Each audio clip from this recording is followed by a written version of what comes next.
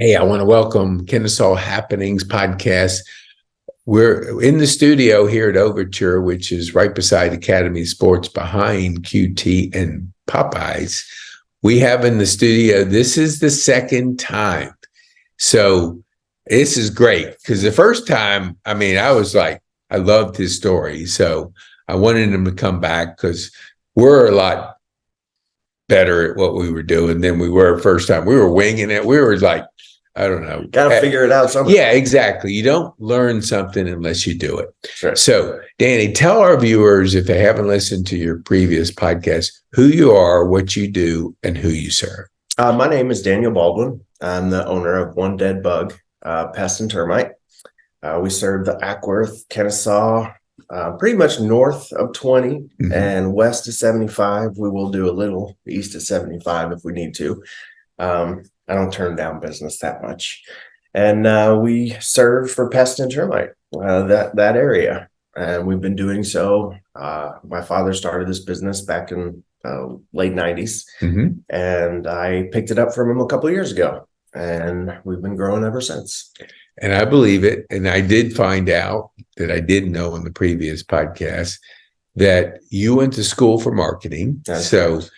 It's not like he was handing it to somebody that didn't know what the heck they were doing. A little bit. Yeah. Well, we all learn. Hey, it's just everything is you have to do it to understand. Exactly. What would you say? I should have told you ahead of time, but I want everybody to think of three things. So if you could kind of drill down to what are three things that you think One Dead Bug does that separates yourself and what you see as a kind of the differential, it's that old thing, differentiate or die. Right. So what would you tell our viewers is the number one thing you see coming up that you do well versus others that are out there?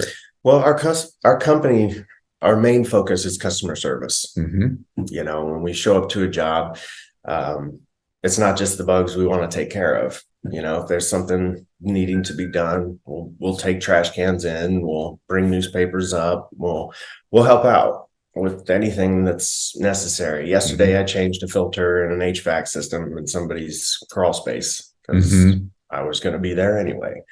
The customer service. It seems like right before the pandemic and since the pandemic that's kind of disappeared from a lot of businesses. And I think focus on that will drive your business in the right direction. I love that. I remember the first time that you were on, we were talking back and forth because Trent Trees had recommended you. Great guy. And so, but here's my thought when you said you had talked about you're better talking to people, not doing the email back and forth. And so I had a recent example. A recent situation where I brought a podcaster. He was a big podcaster. He does Amazon here. Oh. We went to meet with people that we were looking to expand. Okay. Now, when I asked the person, because his schedule was busy, we went over there because I called him the day before to try to give him a heads up. No callback. I go there. I'm waiting. He comes in. So I go over to the person. It's a salesperson. Okay. And I said, do you have 5 minutes that you could kind of show them the sports bar? And I was describing some of it because it was key locked. I couldn't do it myself. Sure. And the response was, no, I have training coming up. I got to prepare for training. Not, I'm in the middle of training. Yeah. I have to prepare. I about fell over. The customers are what you're training for. Yeah, I'm saying We're about giving you money. And not only giving you money, if this guy mentions this to his podcasting community, the influence is there. Right. But it was like, I'm too busy to take your money is what I got communicated. Always be selling. Yeah, exactly. Somebody want to get, my mom and dad always used to say, if somebody gives you the money, you don't have to continue to sell. Yeah. Hey, here's the money. Thank you. Just say thank you. That's right. Not like, oh, let me tell you about feature this. Right. No, I already gave you the money. Oh, wait, I need to go learn about feature. So first. I want you to comment just on the fact of how I know you said the change the filter. Give our viewers another idea, like what makes you different in that. Because you called me right back. You answered the phone the other day. Yeah. I think that is common sense is not always common practice, but tell us how you're doing that because you're growing your business. I think from the outside, because you're doing the old basic stuff, but nobody's doing that anymore. Not enough. Well, Okay. answering the phone is essential. Yeah. Letting your phone go to voicemail. I mean, my industry, I don't know about everyone else's, but if somebody calls for a pest control guy and they don't get one or an answer right away, they're just going to look at the next number and call that number. And I find that if I answer the phone and address somebody's issue, you're serving the question that they have. You're giving them the answer they need, whether they need service or not. You're providing them with ease and an answer to what they're looking for. It's just simple. You got to answer the phone. I love that. I mean, you're younger than me. I'm 66. I don't know your age, but 42 yesterday. Okay. So you're growing up more in the technology age. However, I want our viewers to really grab this. I'll go to restaurants or different places and 90% of the people are on their phone. I know it. And it's like, did we lose that communication, the old communication? Did you, like when you took over and started building your dad's business, did you because you're not my age, so you could depend on texting and emailing and all the new technologies. I have to. But you choose to speak to people.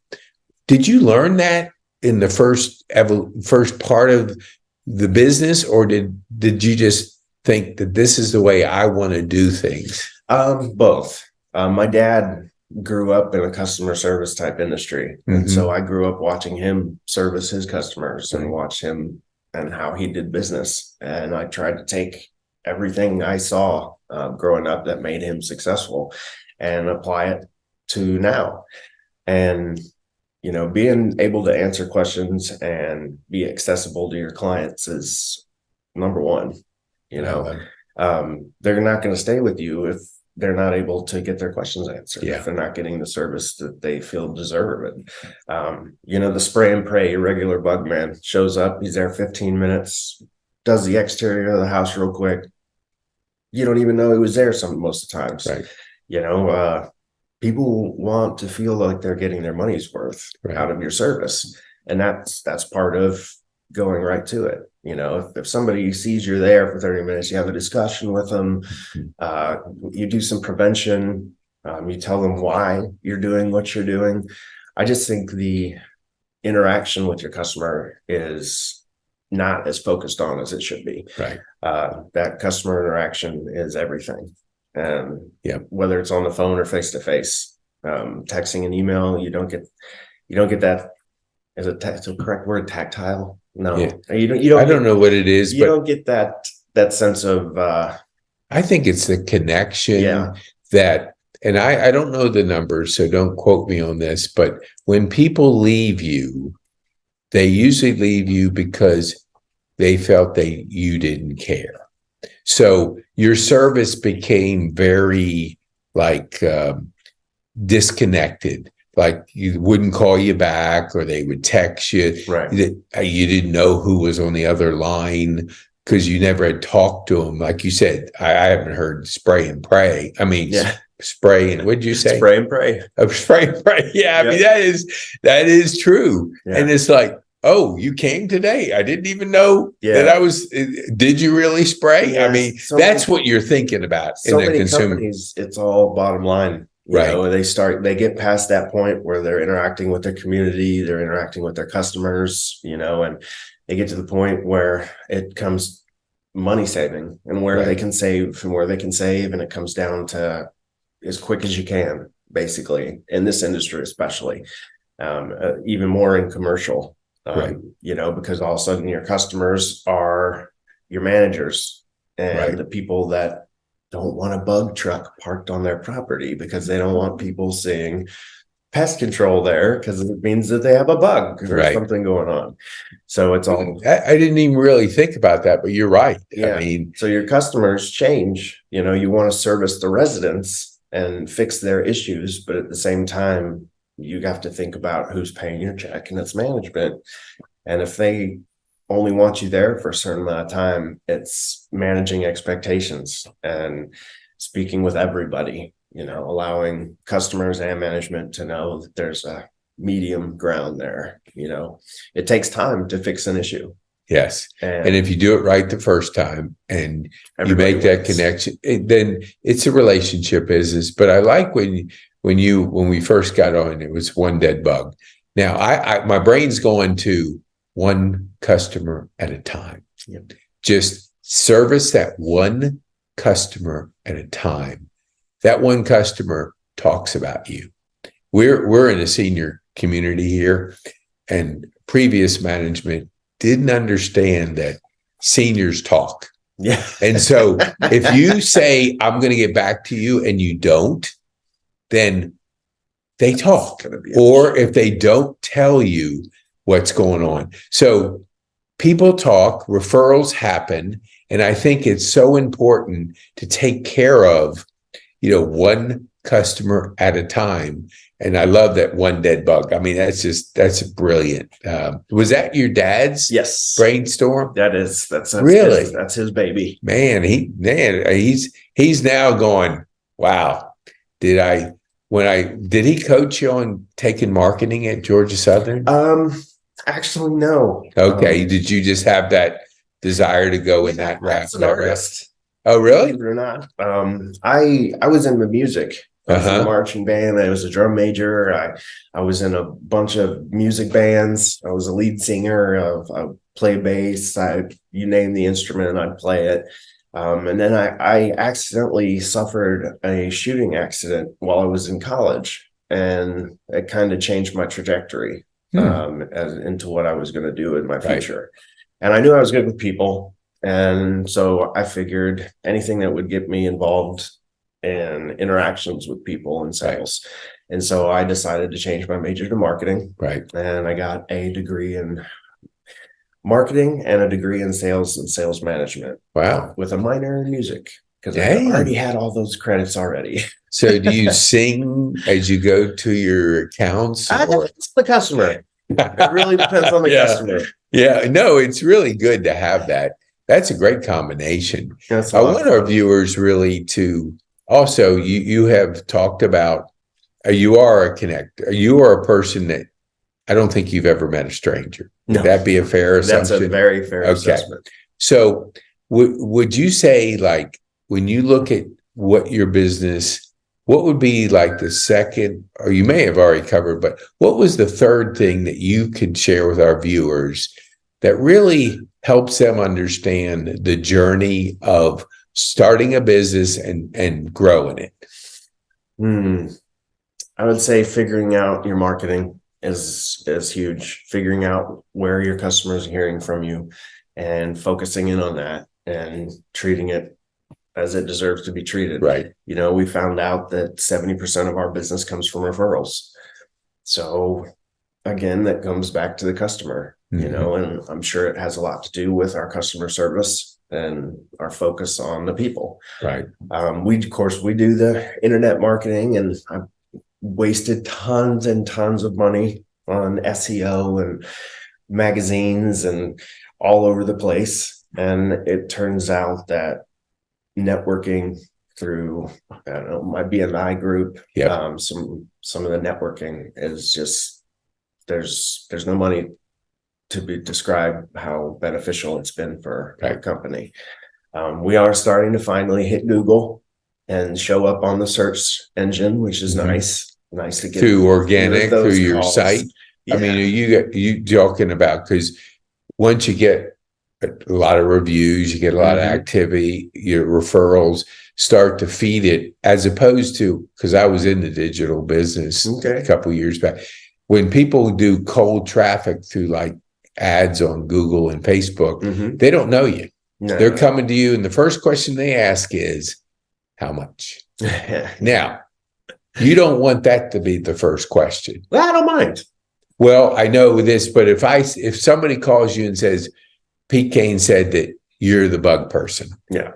That question is not how much, because if my reputation is on the line, you know that if you're going to get more referrals, you take care of the referral that came from Pete. So it's kind of that's why B&I works so effectively, is your reputation is everything. Yep. And you're managing that reputation in the community. So people are calling you because Trent Trees said, you got to talk to One Dead Bug, and Danny is the person. And so that if I was looking for, I wouldn't say, well, what's your price? The first question I said, well, Trent Trees told me you were the best out there. So come on, let's do it. And you'll take care of me, because if you don't, Trent's not going to keep giving you referrals. Or you. Yeah, exactly. So it's a slower cycle. And I want our viewers to kind of grasp that, because coming from the digital business, I saw a lot of wasted money on cold traffic. And cold traffic, everybody's in that boat. We're kind of conditioned that it's an easy way of doing it, because it's quicker, but it's not really, because cold traffic is cold versus warm traffic referral is warm. Yep. And that converts so much better. So I know you got plenty we twisted your arm to come back. Oh yeah. And so you have a business to run, and you have a business to take care of it. I want to respect your time. So tell our viewers how they can get a hold of you. You can find us at onedeadbug.com. Let's see. I know he'll have a card that you can locate. Yep. But the best way to reach us is just to give us a call. Okay. We will return that call if I'm in a crawl space or an attic. And if I'm not in a crawl space or an attic, I will answer that call. Or putting in a filter in the attic, which is nice, because if I don't have to go up in the attic, and you're killing two birds or two bugs with one stone. That's right. Then that would be beneficial. So I want you to, one thing I want you to give our viewers, what would you want them to take away from this podcast? Expect more from your service professionals. Yeah. Because if they're not giving you what you deserve or what you need, there is a company that will, and usually at a better price. So just remember that, enjoy your service experiences and expect them to be just that, a service experience. Danny, I want to thank you for being on there. The phone's ringing. So for being focused, and thank you so much for coming back to see us. Have a wonderful week. Okay, thank you.